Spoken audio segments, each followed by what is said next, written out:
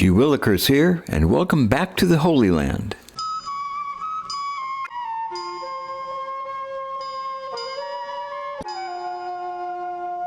There are journeys that begin with careful planning, and there are journeys that simply begin with curiosity.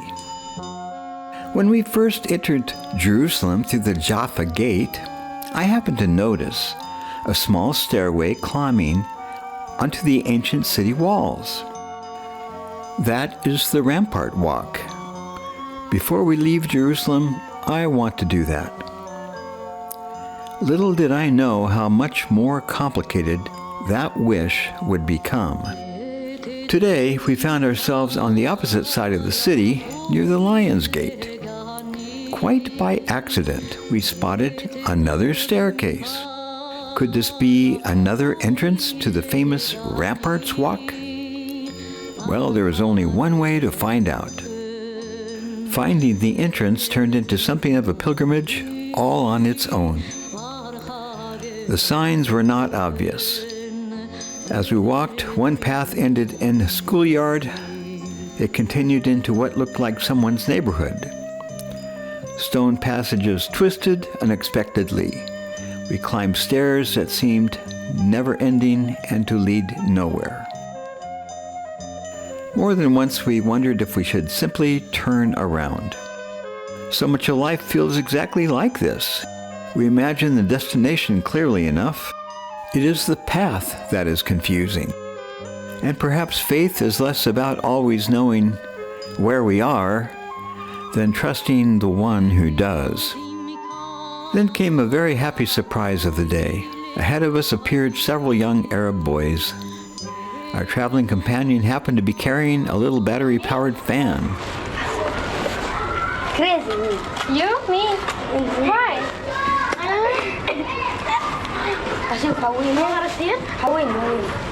Oh, because of the fan. When they saw my camera, they became elated and insisted on posing for a photo. Within moments, they were proud as young boys can be to get their pictures taken. Those boys never knew what a blessing they had been to us. Their laughter and shouts lingered long after they had disappeared from view. At more than one point, we were thoroughly confused. We realized we really had no idea how to actually get to the ramparts. Making perplexed signs to another young man who guessed our predicament and pointed, we squeezed through a broken fence and finally found the ramparts. Even climbing up onto them from there was a challenge because of the huge stone steps.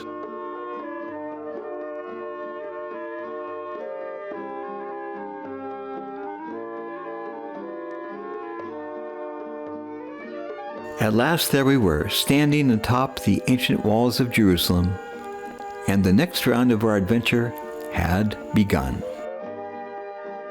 But those walls are no place to frolic.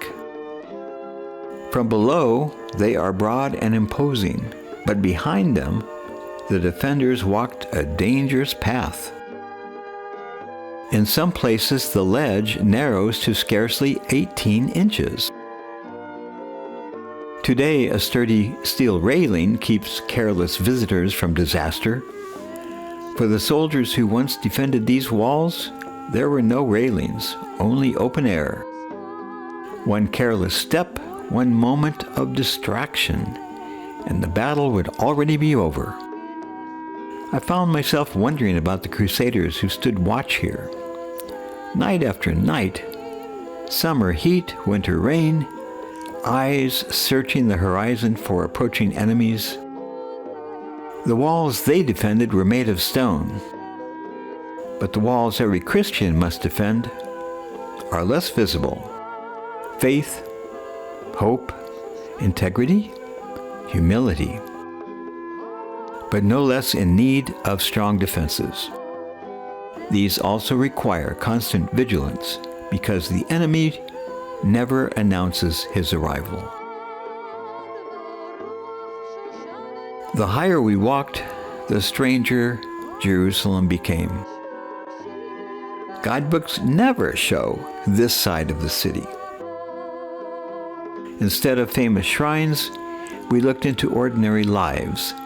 Laundry hanging from balconies, children's bicycles, small vegetable gardens, tiny grocery stores, backyards shaded by grapevines, school playgrounds echoing with laughter and games, old abandoned ruins slowly surrendering to time. It felt as though we had accidentally wandered backstage at a great theater where all the props were falling apart. The grand monuments belong to history. These quiet courtyards belong to today. Thousands of people wake every morning beneath these walls. Jerusalem is not a destination for them. It is their home. The walls stretched onward and onward as we walked. Stone staircases climbed and descended endlessly. Every tower revealed another balustrade beyond it. Whenever I thought surely we must be almost there, wherever there was, another bend appeared. And isn't life like that as well? Sometimes we imagine that if we can simply reach the next corner, the next promotion, the next birthday, the next retirement, then we will surely arrive. Yet, God's road is seldom measured in miles. Maybe it's measured in souls. The journey itself is the destination. Not because God delights in making things difficult, but because He delights in making us different. Different from what we were. At last, far ahead, between the ancient crenellations, I see the Damascus Gate. It still looked quite distant, and yet there it was. A place to get off these seemingly never-ending ramparts.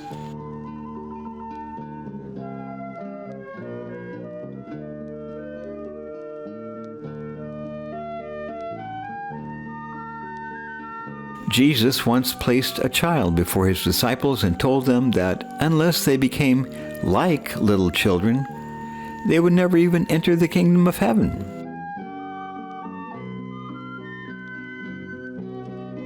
Children trust.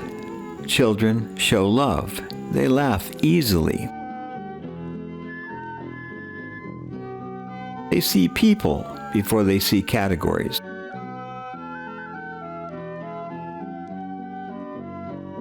None of the tense politics this part of the world never seems to escape.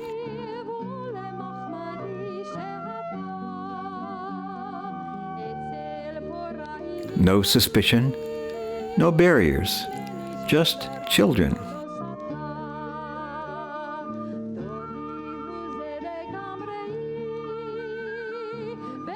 Children reminding us adults how wonderful it was to feel innocent long ago.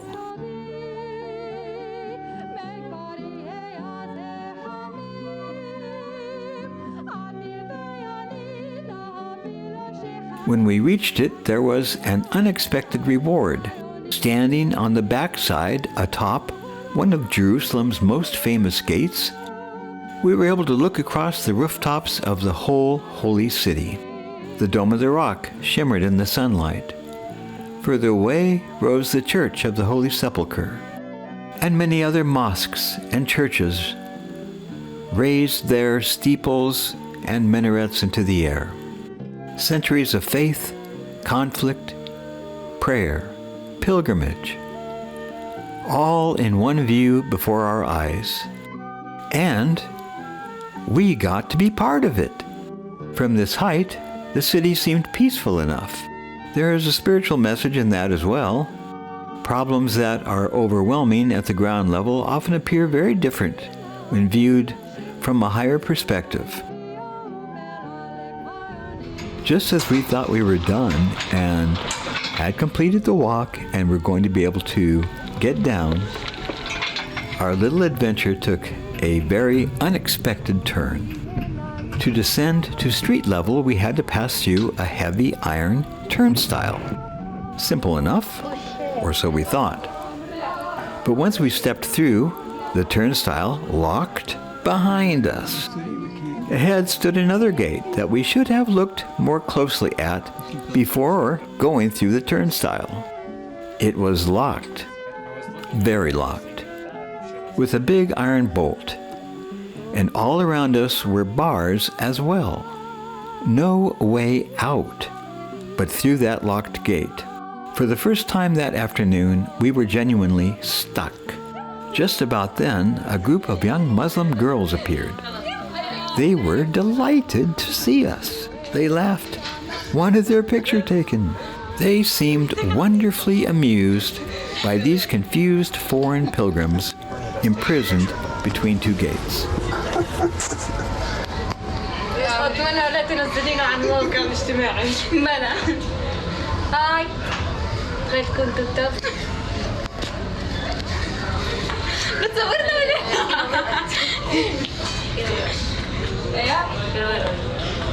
Where are you from? Georgia, USA. Oh my God, that's beautiful. Thank you.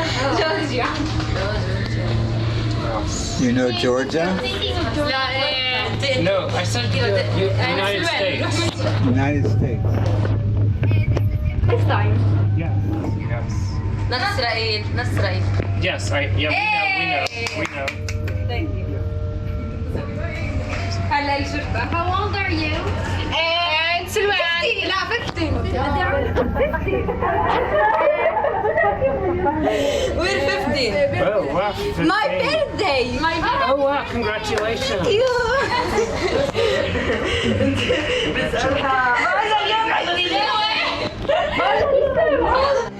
But when they actually realized our predicament, they immediately began trying to help. One of them ran off to tell someone while we sat on the stone steps, not sure what to expect. After a bit, 2 Israeli soldiers arrived with semi-automatic weapons and looking very serious. They seemed to be unsure what to do about us, or who had the key. For a moment, I wondered if our unexpected pilgrimage might end in interrogations and fumbled explanations.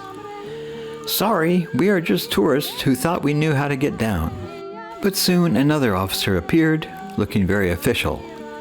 He unsnapped the lock without comment, and we scampered out, feeling sheepish. 2 Israeli police had to come and unlock the door for us, and we're on our way again in the Muslim quarter. What a great experience! We thought we were walking around a wall, but God was walking us through a lesson.